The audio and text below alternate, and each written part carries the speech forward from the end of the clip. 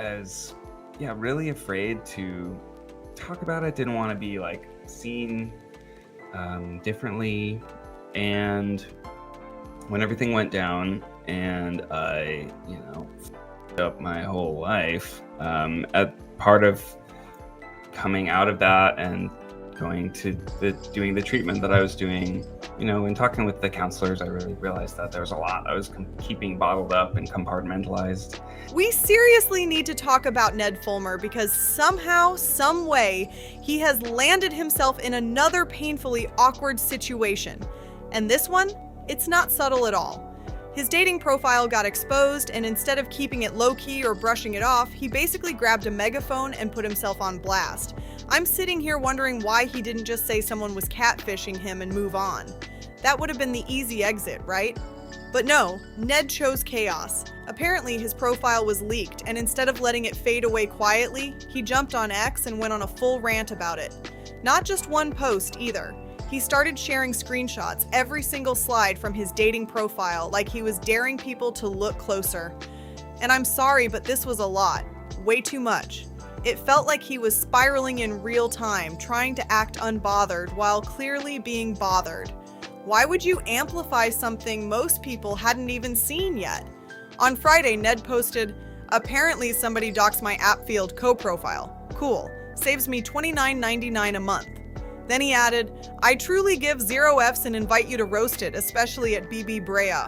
That energy, it wasn't giving calm, it was giving damage control disguised as confidence. And the BB Rexa mention? Random. I don't even get why she was pulled into this, but he tagged her anyway, which just made it feel more messy. The wild part is, this was literally the first time I even heard about the profile. I didn't see it trending. I didn't see it on Reddit. I didn't see it floating around gossip pages. It just popped up because he decided to announce it himself. So now I'm thinking, did he just make this bigger than it ever needed to be?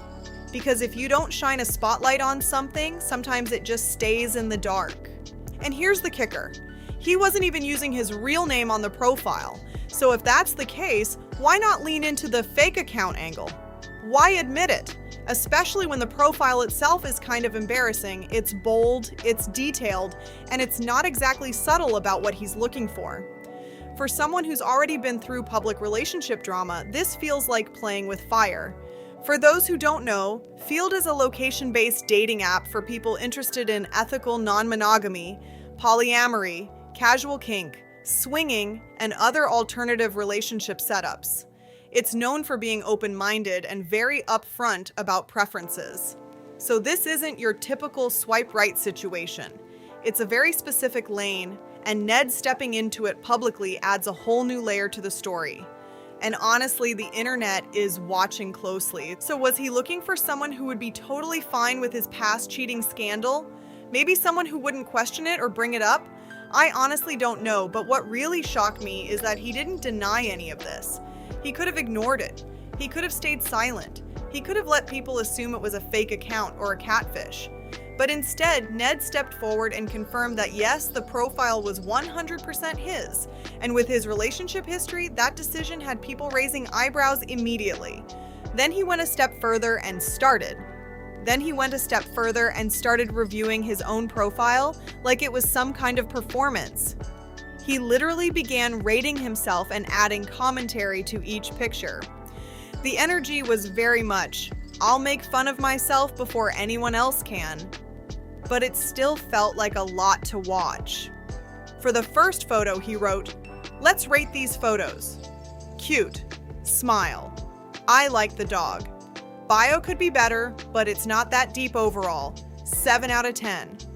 And when you look at the full profile, he's going by the name Edward. His bio reads, Dom leaning switch looking for a bratty sub, 5'10" ENFJ. Athletic and currently sporting a beard. I'm single and living alone in a gorgeous house in Silver Lake. Maybe you'll be lucky enough to see it someday. So yeah, very direct, very specific, and definitely not subtle. Then came another photo where he added, nice. Fit mask is fun. Great view was a photo shoot with Ariel for our dating profiles at a school fundraiser, but nobody needs to know that. 8 out of 10. And that part really stood out. because bringing Ariel into the conversation like that almost felt intentional. Like he wanted people to know she was aware, maybe to soften the reaction or suggest there's some level of understanding between them. It kind of gives the same vibe as when he previously mentioned that Ariel supports his YouTube work because she's technically involved in his new projects. And sure, that may be true from a business standpoint, but let's be honest, that doesn't automatically mean she's personally cheering everything on or fully backing every move he makes. There's a big difference between being connected professionally and genuinely supporting the direction someone is taking. And right now, the way all of this is unfolding, people are definitely questioning what that dynamic really looks like behind the scenes.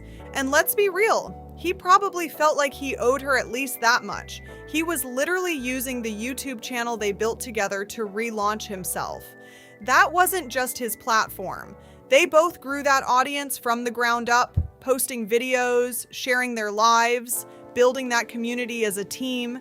So if he's going to rebrand it and pivot into something new, especially after everything that went down, it makes sense that she'd get some kind of stake in it. She helped create that original fan base in the first place. Still, he should have known that trying to shift that audience into this new era was risky. A lot of those subscribers were there because of her. They were invested in the family dynamic, not whatever this new rebrand is supposed to be. So when he posted that photo and casually mentioned that Ariel took it, it felt layered, like he was subtly saying, "See, she knows, she's fine with it." But that doesn't mean this is the situation she would have chosen. Because let's be honest, I highly doubt she ever pictured herself taking her husband's dating app photos. That's not exactly a life goal. Maybe she's being mature about it. Maybe she's trying to keep things civil for the sake of their shared responsibilities. But that doesn't mean this is the ideal outcome. I'm sure if she had her pick, it would have been a happy, stable family without all this public drama attached. This summer, little goofy show something this summer, little goofy show something extreme. 6 out of 10. Then there's the Hulk costume photo. Hulk costume, Halloween 2022. When I was in treatment, stress, anxiety, depression had my weight down to 155, which is way too low. 170 better, but my abs look defined and I'm painted green, so whatever. It's fun. 5 out of 10. That one felt heavy and playful at the same time, which is a strange combo. Then he shared hot tub, mountain man, I don't know. Probably should delete this one, but the sunset was nice. 6 out of 10. And another where he said, "This one's nuts and way too costumey from the ERAS tour reputation, but the beard was strong and whatever." The whole thing reads like he's trying to laugh at himself before the internet does. But the more he posts, the more it feels like he's digging deeper into the spotlight instead of stepping away from it. Then he wraps it all up by saying, "I'm a single dad on a dating app out here, living my life. 2024 wedding ring is confusing, but hey, it's Field's company. Half the people are poly. 4 out of 10. Follow me for more divorced dad, unhinged energy or whatever, or unfollow me. I don't care. Hope this gives you a laugh." And trust me, people were laughing. Not with him, at him. The comments were ruthless. One person wrote, "I need the Try guys to make fun of you so bad." Another said, "You getting off on being humiliated actually kind of makes sense as a former Try guy." And then someone really went in with, "What is the logic behind advertising your dating profile when what you're most known for is cheating on your wife? Like, is it rage bait, or are you somehow that oblivious you have a public humiliation kink or something?" The internet did not hold back, and honestly, he walked straight into that reaction. What really made this whole thing feel strange is that he didn't just show the screenshots, he shared the direct link to the dating profile. That's what took it from messy to confusing. If you're saying you got doxxed and that's the reason you're canceling the account, why send more traffic to it? Why boost it? That part just doesn't add up. It almost feels like he wanted the attention even if it came with criticism. Because once you drop a link, you know exactly what you're doing, but that's not the only thing he's been addressing lately. He also dropped a new podcast episode titled "Why Prenups Matter and Financial Rock Bottoms." The timing? Interesting. And in the comments, he was very active, replying to people directly. Someone asked, "How come you're still following Eugene's Insta? and basically in your main channel doing everything you did as a try guy. Do you miss those people? And being a try guy, and he gave a long response. He said, I will always be grateful to BuzzFeed and Try Guys. For that era of my life, I love making unscripted content, hosting, making challenge-style content, and exploring the world. Of course, I love trying new things. Experiencing the novelty and richness of life is core to my identity, both on and off camera. I do miss being a capital TG Try Guy. For a while I did, but now with the perspective of 3 years later, I don't personally. As time went on, the role I was playing on camera was diverging further and further from my sense of self, and I wasn't feeling the same level of joy in my life, in my relationships and everything basically in 2020 and 2021 as I felt in 2024 or 2019. As devastating as it has been, I had to blow my whole life up to get back to my authentic sense of self and allow myself the right to be who I am when I'm not filling a role or performing a brand or putting on a show. That last line right there is heavy. Saying you had to blow my whole life up to find yourself again is a bold statement. Some people hear growth, others hear justification. Either way, he's clearly trying to rewrite the narrative around who he is now versus who he was back then. The question is whether people are ready to accept that version of the story. Then another person jumped in and said, Ned, you're stuck between a rock and a hard place. I'm not a fan, I'm not sure. Who advised you to start this podcast? But you will forever be stuck with one of two options. You ignore the scandal and every comment is about the scandal. Or every podcast topic has something to do with infidelity, and everyone will rightly say that you're just trying to monetize your affair. And honestly, that comment sums up the situation perfectly. Because that really is the corner he's in. If he avoids the topic, people accuse him of dodging accountability. If he leans into it, people say he's cashing in on the drama.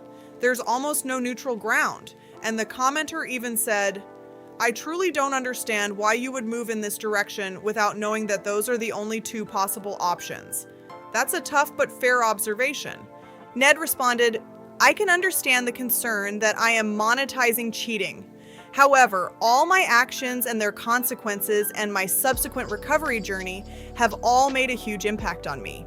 It's changed the type of stories I want to tell as a creator and artist, and I am proud to be making a show that I care about, which I think can impact the world in a positive way. So from his perspective, he's saying this is growth. He's framing it as transformation, not exploitation. But here's where people side-eye it. The last few episodes have focused on cheating, divorce, prenups, financial fallout. Those topics are directly tied to what got him canceled in the first place.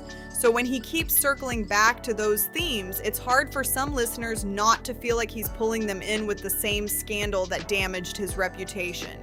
Even if his intentions are genuine, the optics are complicated. Another commenter said, I find he's tiptoeing around his divorce and wanting to process the public view of his huge mistake, but not addressing it directly instead of letting others address their issues directly. And Ned replied, thanks for the feedback. What would you have me do differently? That response feels calm on the surface, but it also puts the ball back in the audience's court, almost like he's inviting criticism while also challenging it. Then someone else added, while launching with the Ariel interview obviously blew up off the sheer shock of the idea itself. It's kind of cast a dark shadow over this whole thing, dude. And he simply replied, how so? Which shows he's either genuinely trying to understand the backlash, or he's pushing back without fully acknowledging why people feel uneasy. And finally, someone said, if Pauline can't make a comeback, there's no hope for you, my guy. That one stings, because it's not just about one mistake anymore. It's about whether the public believes redemption is possible. Right now, Ned seems determined to control the narrative and prove he's evolved. The real question is whether the audience is ready to separate the scandal from the person, or if those two things are permanently linked in their minds. He also responded to another comment saying, I'm making content that I believe in without any expectation of a specific outcome. Thanks for the feedback. So from his point of view, he's just creating what feels authentic to him now. No guarantees, no promises, just putting it out there and seeing what happens. That's the stance he's taking publicly. But then came the wildest comment of them all. Someone straight up asked, "Are you bringing Alex on your podcast?" Meaning the woman he cheated with, who worked under him at the time. And that question hits different because the situation wasn't just about cheating. It involved a workplace dynamic, and that power imbalance is what made the whole scandal even more serious and uncomfortable for a lot of people. That detail is something the internet has never forgotten. And the fact that someone even typed that question out is crazy enough, but he actually replied. He said no. Just that. Short, simple, done. Still, the fact that it was acknowledged at all had people staring at their screens like, what is happening right now? The comment section has turned into its own episode at this point. So that's where things stand with Ned. From publicly sharing his dating profile to defending his podcast direction to answering some of the most blunt comments head on, he's clearly not hiding from the conversation. The real question is this transparency helping him or hurting him? I want to know what you think about all of this. Is he owning his story or is he just keeping the drama alive? Drop your thoughts in the comments below. Don't forget to like, subscribe, and share this video if you want more breakdowns like this, and I'll see you on the next one.